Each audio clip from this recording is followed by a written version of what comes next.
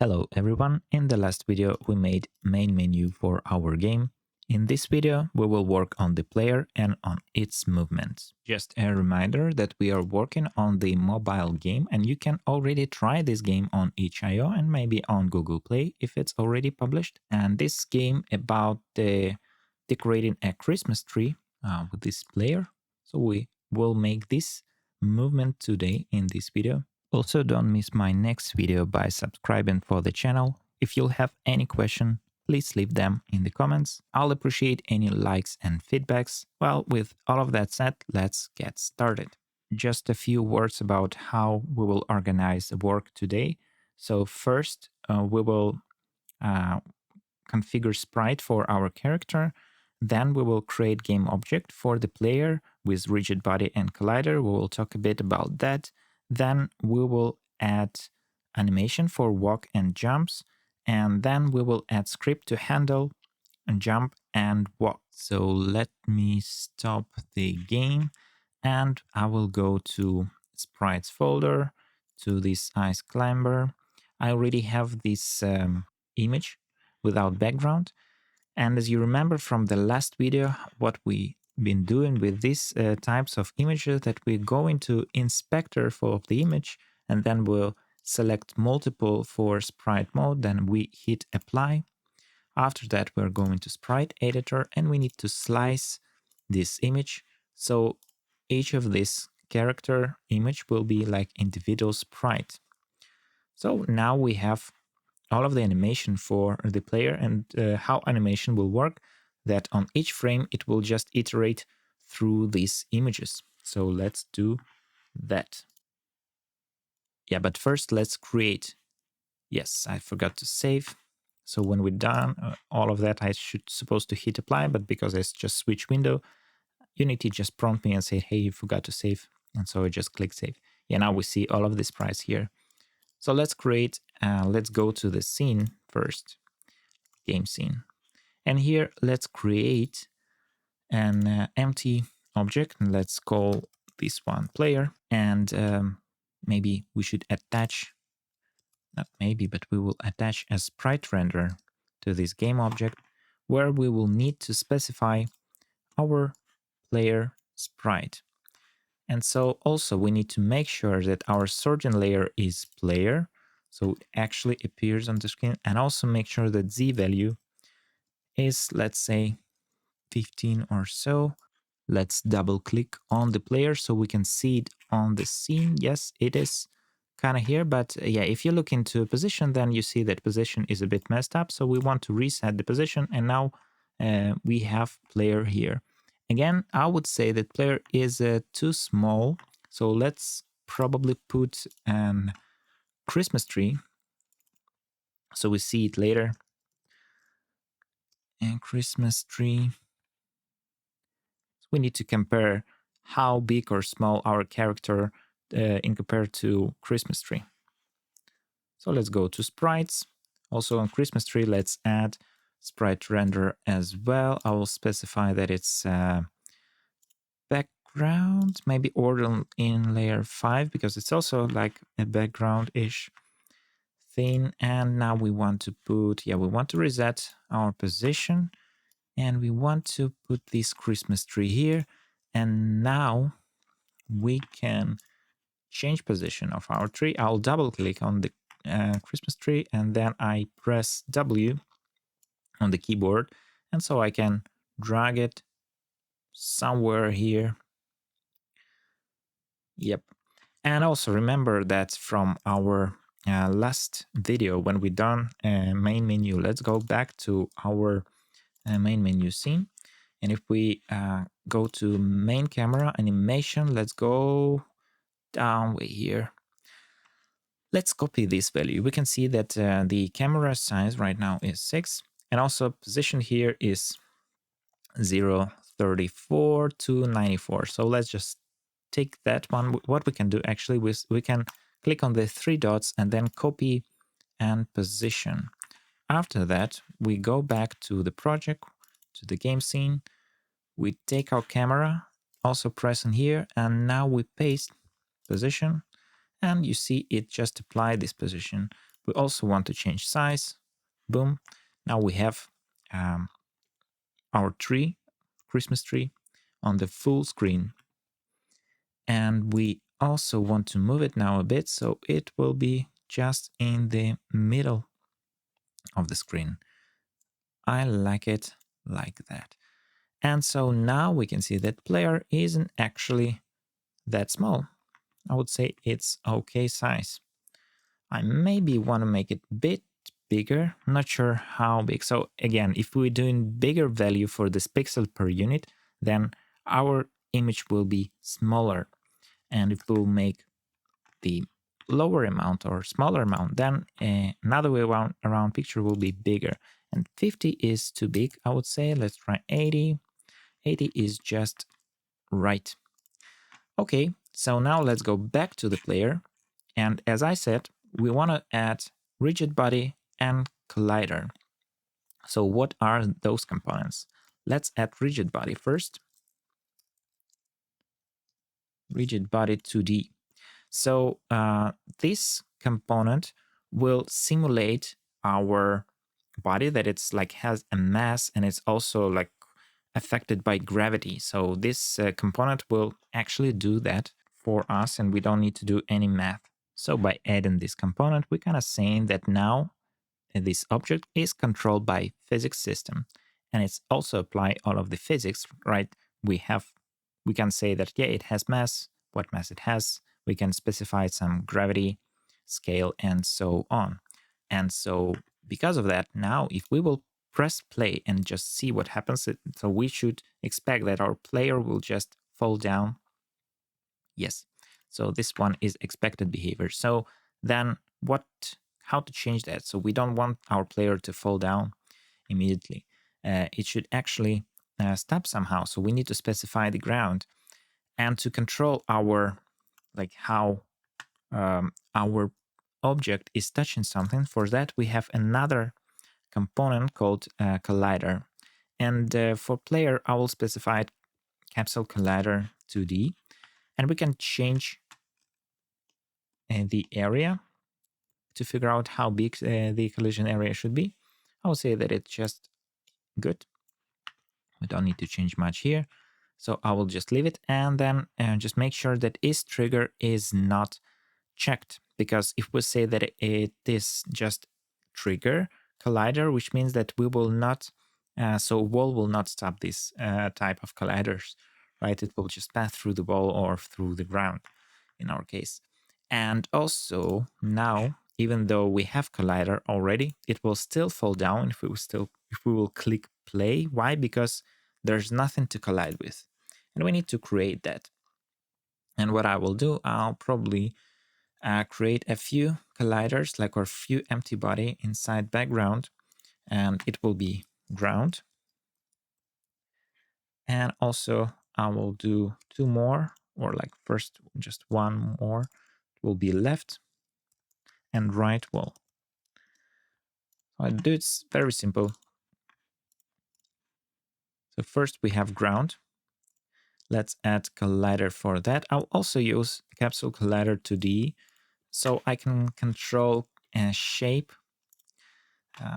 for the ground so it will be a bit curved, not like straight as it's in rectangle, for example, but at the corners it will be a bit curved. And we can, so right now it's vertical, so we're trying to be like this egg shape, right? And what we can do, we can make it horizontal. So now we can make it horizontal. Good. And our character, it will be around somewhere here, I would say. Yes. And we can also see where our screen just ends, this white line. If you don't see this, and it's very easy to mess up if you not familiar with a program with Unity. So here's this gizmos toggle, and if we click that, so we don't see any of the gizmos on the scene. So just make sure that it's active. Usually by default it's active, but maybe accidentally you unclick that one. And then you will have hours of figuring out what went wrong. Okay, and so now if we will take our player, let's put it a bit up, a bit on top, and then when we start the game now, so what we're expecting now is that it will actually stop on the collider. Yes, it is, but I would move it a bit down, so it is too, yes, so like this. But again, if you remember, if I will just stop game right now, our position will be reset. So I will stop the game now, and you see the position was reset now. So what I'm doing, I'm just, I copy position, now I paste in here, and it should be all right. Now for the left wall, I'm doing the same, but now I'm using Box Collider 2D. And I'll just make it very tall, maybe a bit wider. And now I just need to move it here to the corner of the screen. If it will be a bit out of the screen, it's not a big deal. I actually prefer it that way. And so let's rename it to right wall.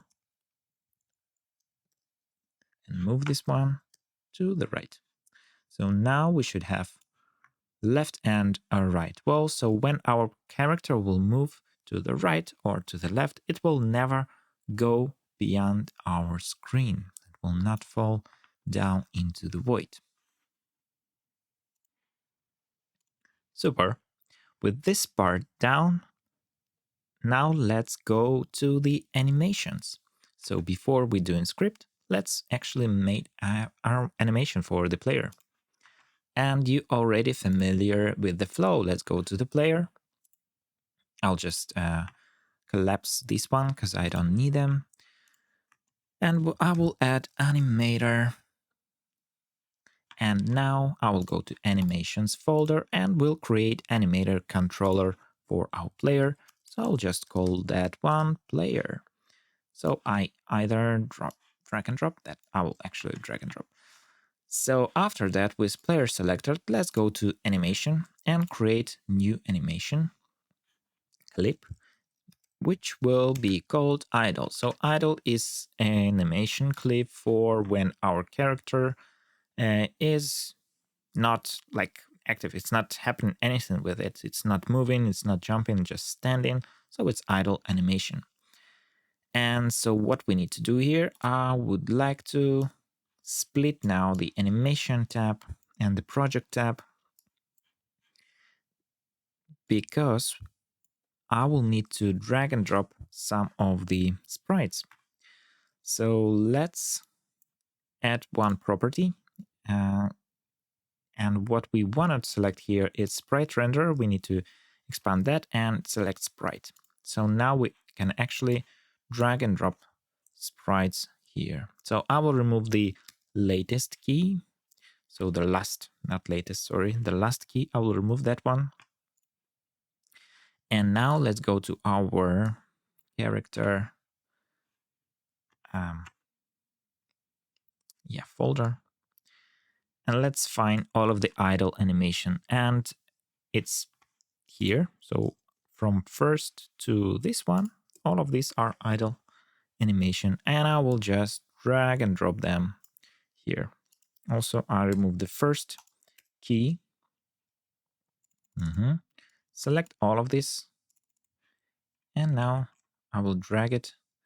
So yeah, it's not, the layout is a bit not that great for now. So let's see if I will turn it on so we can test our animation. You can see that it's shaky. It's too fast. So we can change it. And how you can do it. So to expand this animation, same way you have in Blender with scale, here we can just drag our clips. So you just need to make sure that all of the animation keys selected, and we had taken the latest one, last one, and just drag them onto the time we want. And also we just constantly check what is our animation for now. Again, it's a lot of tweaking. You just need to find the way that you like it. For me, I can see that 32 is good, but I will change it, by the way. Now, right now it's frames. Yeah, that's maybe why it was a bit weird. Yeah, 32 is fine with me. I'll just save this one and we'll create one more animation. And this one is for walk. Again, we need to add property sprite and then select sprite. I'll remove the last one. And I need to find animation for running. And here it is. Here it started and until the end. So I just select them, hold in shift, just drag them into the timeline. So from 0 and again, maybe until 60 or a bit less. Yeah, so for me it's 55. Let's see.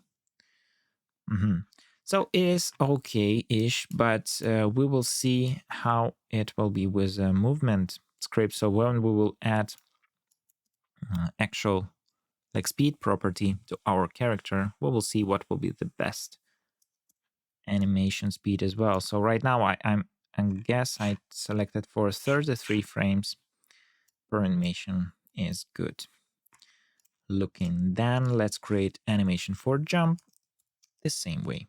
Just create a new animation clip, selecting render, sprite render, and then select sprite. And let's find sprites for the jump. And here they are. So this is start, this is end. Drop them here. Removing this one and then expand until how much? 30. Let's try. Yeah, I'll put it as 30 for now and we can change it later. After we're done with our animation clips, let's go to animator. And you can see that now all of these states like idle, walk, and jump is here. And default animation state is idle, which is what we want. And we just need to figure out a way to switch between idle, walk, and jump. And for that, let's add some few parameters. So trigger for jump, so it will be just jump. And then also int for walk. You know what? I just changed my mind, and I guess that for jump, I would like to also have int instead of, or even bool. Yeah, bool is fine. So it will be jump. As far as it's the same, I guess that for walk, let's do also just boolean, because our value will not control how fast it will be moved anyway, or what direction. So boolean is just fine. And then from idle state, let's go transition to walk, and then from walk to idle back, and also to jump. And actually, so what we can do transition from idle to jump or from walk to jump. But instead, what we can do is to remove this transition now, and we can say that from any state, we can go to jump state. And from jump state, well, let's say we can go to idle. Let's leave it as it is, as this for now, and then we'll see. So from idle to walk, we should trigger animation, and we need to remove has exit time, because then when idle animation will be played, it will be automatically trigger walk animation. But we want to not have the exit time, but instead we want to add some condition, which is walk. When walk is true, then please go to walk animation state and then go back when walk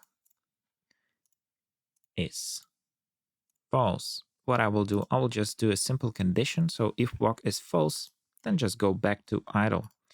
And then I will make transition. Oh yeah, so we have transition from any state, so we don't need that one. So let's do transition from any state to jump.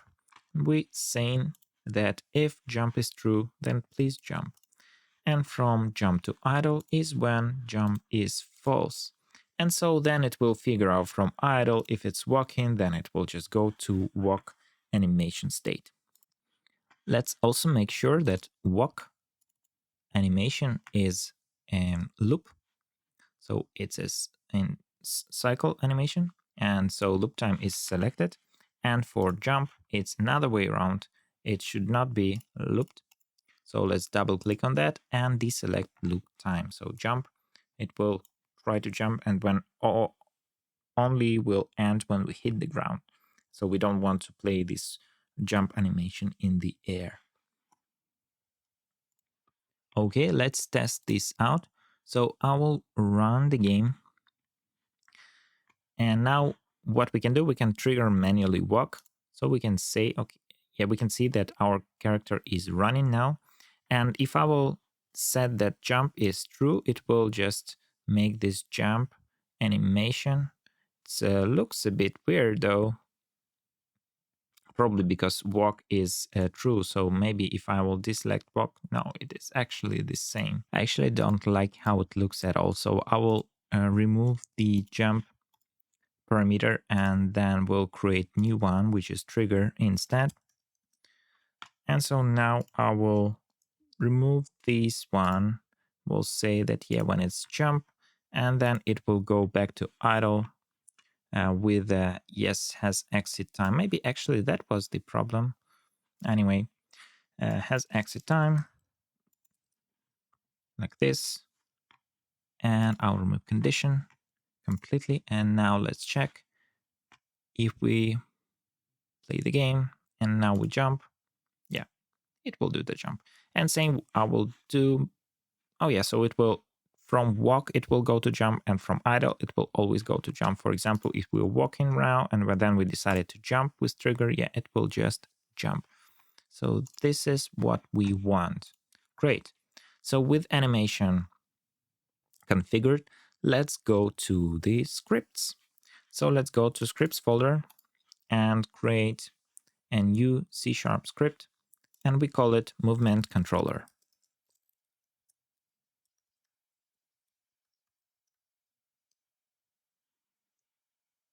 In order to create mechanics for our movements, for jump and walk, we would need some variables.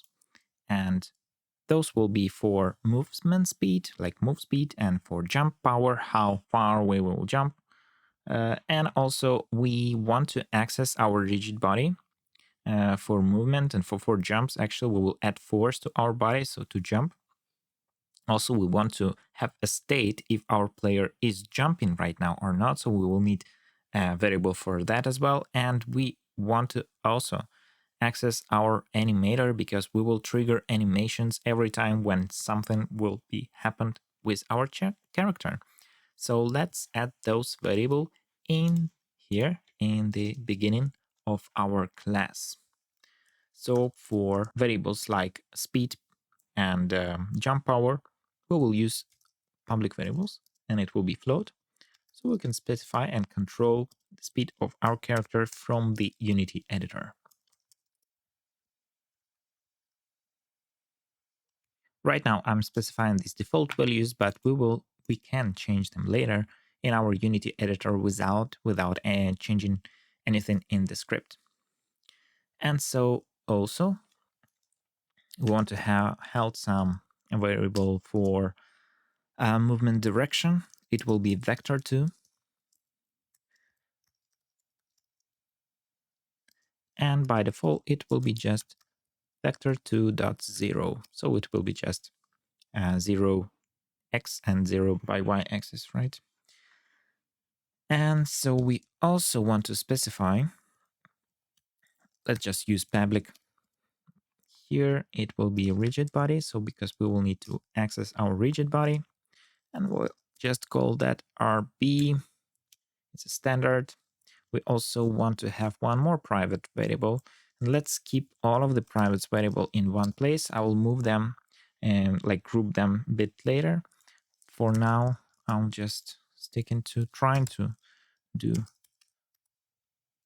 the best way I can while talking and writing. Is jumping is false by default, and I will move it immediately here so I can see that private variables are here below. Everything else, and again, as I said, we want to have public animator because we want to access our animator from the script. Super. Now when we have that, let's go to our update function. And update function is something that is provided to us by Unity. It is part of the mono behavior. So update is called once per frame. And yes, so this is how it will work, right? Because our game is like it's infinite loop, and in each this loop cycle, let's say it's a frame each loop cycle, and then it will be called this update function. And so we can do something here that you can imagine, like you can think of it as a while loop, if you know that. Something similar is an update function. So every time when first frame will be changed, so when our game engine will draw the next screen, every time this function will be called and figure out where to put our characters and so on. And for inputs, because to control our movement, we need to read inputs from our player, we will be using like default input system, like not input system that you need to go to package manager and include to your project, but the input manager that comes with any project so far. Why? Because I found it that it's a bit easier to start with this library or solution, but then maybe at some point later when we will make mobile controls, then it's of course much better to have this input system in place. So we will modify it later. For now, we need to make it work in our Unity editor, and it will work on most of devices if you would like to do so. So first we need to check if we're pressing left or right key on our keyboard. So let's say if input get button, so which means when we press and hold button, and in here in brackets we need to specify with what exactly button we're listening for. And so now what I'm saying, I'm not saying left arrow or something, I'm saying horizontal. I'll show you later why I'm using that. So there's a player input settings inside Unity where we can specify all of the maps for this keyword. You can say, okay, so horizontal keys are left and right, and also A and D on the keyboard will be horizontal keys. It's very convenient to use. Anyway, we can say that now direction. So if this button is pressed, so we can say then new vector 2, and we're saying input dot get axis, and again it will be horizontal.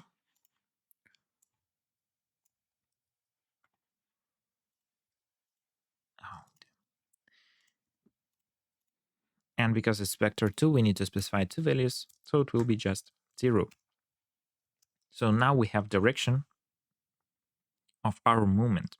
So what we can do with this value now, we can say that if direction dot x is not 0, then first, well, let's say we want to take our animator and we can set bool for our walk, if I'm not mistaken, to true. So every time when our direction will be not zeros, which means we will try to go either left or right, and then we need to say to our animator that please trigger our walking animation.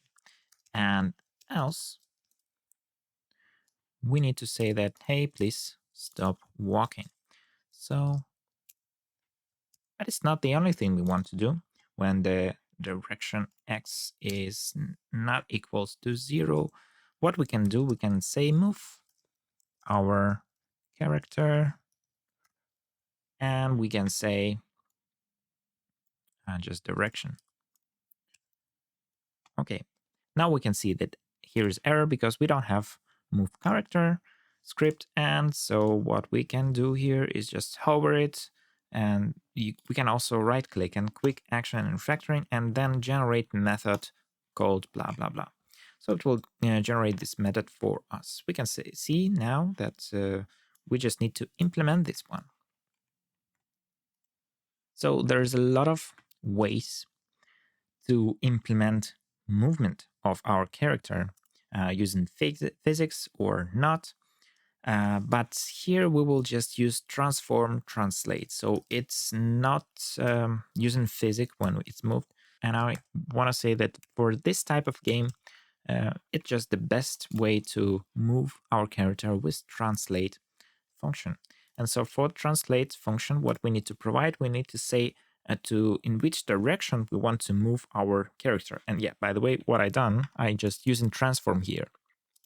So because we inside the mono behavior, we can already use some variables that this class has, and it will relate to our game object where the script is attached. So if we will attach the script to our player, so in this case, transform will represent transform that is on our player character. And transform all of the position, right? X, Y, and Z values. So let's move. And so how we moving, we specify this direction. Then we multiply this by our speed. And we also want to multiply it by some time, delta time. And this is kind of magic number for all of the beginners. What is time delta time? So the thing that everyone has different devices, and the performance of every device are also different. And so just make sure every time when you do something in update which regards to some changes in movement, you want to multiply everything by time delta time, because it's held some information or interval in seconds here from the last frame to current one. So it will negotiate with this performance differences, because if we will not multiply it by time delta time, then on some PC or computer or whatever device, our character will just go extremely fast, where on another device it will just super slow. So because this FPS value will be different, but then time delta time will just deal with that. So cool. Now theoretically our character already moving. Why theoretically? Because we need to test it first.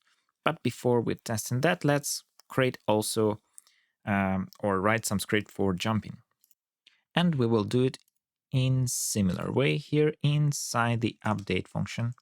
We need to add one more if statement. We can say if input get button down in this case, because we want to so what is the difference between getting button down and get button? Get button will be true when button is pressed and hold, where the get button will be triggered only when we just pressing the button, and then it don't care about are we holding it or not. So input get button down, and opposite to horizontal will be vertical. Again, I will show you where is it, the values for all of these keys. So we're accessing some player input keys right now, and this is a vertical. Well, first inside this, we can say, actually, let's just create one more function here on jump pressed. Again, let's just right click, quick action, and create a new function. So again, we have one more function now that we need to implement. And here, first thing we do, we're checking is our player is jumping. So if we press in jump button and our player right now is jumping, so we need to say just return. We don't want to have double jumps in our game. That's why when we already jump, we're not jumping anymore. We're waiting until our character will be land on the ground. And so first we ask our animator gently to trigger our jump animation. For this one, we just say jump. We're not providing any values for trigger because it will just trigger animation. And that's it. Then we specify that is jumping is true. So again, when we press our jump key, and so it came here, it's saying that, okay, is it jumping? By default, it's false. It's saying, no, it's not jumping. Then it will go here. It will trigger animation for jumping. Then it will set that jump is true. So now when we press second time, we cannot press it. And after that, we can say rigid body, add force. And this is actually, so jump will be controlled by physics, because we don't want to make this all of this complex calculation for how we're jumping. We already have rigid body attached to our player. So when we just need to add some force to a right direction. And in our case, we want to jump into the top light, so up direction. And we need to multiply it by jump power. In this case, we don't need to multiply it by time delta time, because this particular function will just add force to the rigid body, and then rigid body will figure out already how to calculate what should be done with our character. And this already will work, except for there is one bug currently. So when we jump, we're saying that, okay, set is jumping true. And how do we know that our character is already on the ground? We don't. That's why we need to create one more thing. And because we have collider attached to our character, we can use on collider enter 2D. When I start to type this function name, you can see that it's prompting me that, hey, there is actually this function exists. Do you like to use this one? Yes. And now we can just use this name. So this is a specific function that will be triggered by Unity when our object will be collided or touched another rigid body or collider 2D. So what we want to do here, well, we need to check what exactly we touched. So how this function will work. When our game object that has this collider and rigid body touch the collider or rigid body, this function will be called, and it will provide our this collision object. And this collision object held information about the game object that we touched. So simple as this, we just need to check that this collision object is actually ground. And how can we do that? Well, a simple way is to check object tag, and we need to specify this tag later, but let's say that if object tag is ground, then let's say is jumping false. So yeah, we touch the ground, now we can jump again. And that's it. Let's just save our script and let's go back to Unity Editor to test all of the movements. First thing first, after we done with our script, let's go to our player object and add component, our movement controller that we just created. You can see that speed is jump power already here, and we just need to attach these properties as a rigid body and animator, and it's actually inside this game object. So we just drop these components, drag and drop them here. And so again, as I said, we need to attach ground tag to the ground. If you remember, we attached ground here. So we just want to add one more tag. We don't have ground tag here. as you can see, so if we go to ground game object, and now inside the inspector, there's a tag field, and we can add tag here. So we add in tag, just click on the plus and then ground. Yes. Save. Now again, we need to go to ground and specify ground tag. I'm saving scene, and I need to double check that it's actually that we are writing it right here and there's no any misspelling. Okay, let's see. Have we introduced any bugs today in this video? I'm pressing this button and yes. So we can see that our player now is actually moving and it's trying to jump. Oh my god, it's so slippery. Yeah. Whoa. This is weird.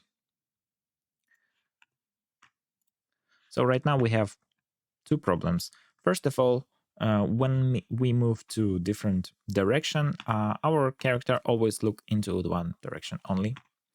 And so what we can do here is when we move to the left, to the when x is minus, we can just flip our x, like our sprite by x value.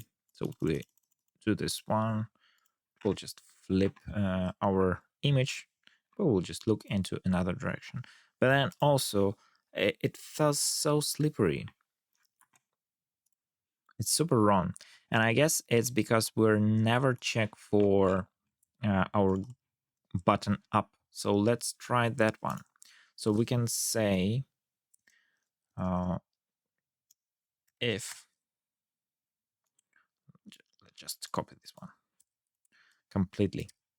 But here, instead of get button, we're saying get button up, and we just say the direction vector 0. Yeah, I prefer this one. Yeah, it's actually strange. So we can avoid that one by just using, so theoretically, not theoretically, but for sure, we can use just direction equal to this one, and then it will be calculated. And we don't need to have these two conditions. But believe me, in future, it will save us some time if we want to introduce some different input systems. Yeah. Okay, so here we fix that one, but then again for direction, for move character actually, we want to check if our, so first of all, let's go here. Let's add one more field for sprite renderer. And we want to access our player sprite. Now we say that for move character, if what we can say actually, that is sprite dot sprite or what x actually, yeah, flip x, and we say, so we just need to provide boolean if we're moving to the left, then please flip it, and it's easy to check. We can say direction dot x. If it's less than 0, then we say true, otherwise false. Oh, and it's another way around. Oh my god, this is embarrassing. Yeah, so I'm using Elvis operator or ternary operator here, conditional operator. It's like when we specify some condition first, and then we put question mark. If this condition met, then it will use this value. Otherwise, we using column here for and specify value, another value. So we have if direction x less than 0, then true, otherwise false. If we save this one, let's go back to Unity, and now we wait for compilation, compiling, and after that we wait a bit more. Now we run the script and let's check what will happen. So now it's not moves at all. Wow. But this time, as you can see, we have some console errors. We can see that we forgot something. And of course we forgot. So we introduced new field, which is sprite, and we haven't added that one. So now if we add the sprite to our field, it works. So let's just stop the game and don't forget to add the sprite again, so it will work.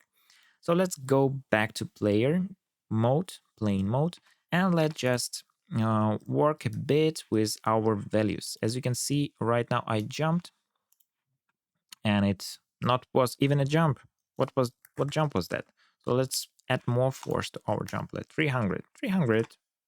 Yeah, it is fine, but then movement is super slow. I want to increase the speed until like 10 maybe. Yeah, and then ooh, what happened now is very sad. So first of all, let's put 10 and then 300 here. But then you see that our players start to rotate, and it's because we have rigid body attached, and so we collided with the ground, and it start to add some force because there was some angle or so on, and start to rotate our character, and we want to avoid that. We don't want our player to be rotated, so we go to rigid body, expanded one, we go to constraints, and then we freeze rotation. And if we try again, and then yes, it is running, it is jumping, but it's going down too slow. I want to increase gravity scale, let's say to 3, and then jump. Yeah, it's already better, but then maybe 500. Yeah, maybe 500 is okay-ish, but maybe 2. Yeah, so the factor of 2 is fine. And then what? Maybe we want to change now to 400. So yeah, maybe 400 is okay with me for now. That's it for today. We have main menu, game scene, and character that can jump and walk. However, there's still a lot to come. In the next video, we will add decoration controller to our game, so when we press the button, it will place a decoration on Christmas tree. If you enjoyed this video and you want to support me, you can always do it on Patreon for some extra perks, or you can check my assets including this game in Unity Store. Thanks for watching and see you in the next video.